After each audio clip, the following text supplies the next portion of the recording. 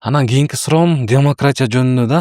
Мамлекет өнүгүш үчүн сөзсүз демократия болуш керекпи? Мисалы, демократия жок өлкөлөр деле бар да өнүккөнчү, ушуну сурагым келип атат да сизден. Демократияда жок өнүккөн кайсы өлкө бар экен? Кытайды мисал кылышат, Сингапурдун башында мисал кылышат. Кечээ сиздин берүүңүзгө Турсунбай Ооба. Бакир уулу келбедиби? Анан ал айтып атпайбы? Уинстон Черчилль айтты, Ооба. демократия бул мамлекеттин башкаруунун эң начар жолу депчи. Бирок ал кийинкисин айткан жок да. Аягына чейин айткан жок да. Уланды сорбут дейт атат. Уланды сор да. Черчилль бул өзү Черчилль айткан эмес, башка киши айткан, бирок Черчилльден баягы тарап кеткен да. Демократия бул мамлекеттин башкаруунун эң начар жолу, бирок андан жакшысын эч ким ойлоп таба элек деп айткан.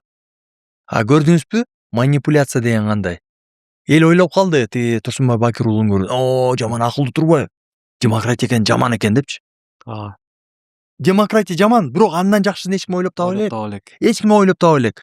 Бардык демократиялык жолдо бараткан мамлекеттер өнүккөн мамлекеттер. Кытай бул симбиоз.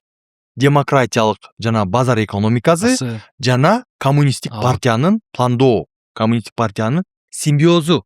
Бунун эми тарыхын айтып берсе көп, бирок эффект башка болду. Мындай да ар бир улут өзүнчө уникалдуу болду. Бир модель, мисалы, Американын модели бизге иштебейт.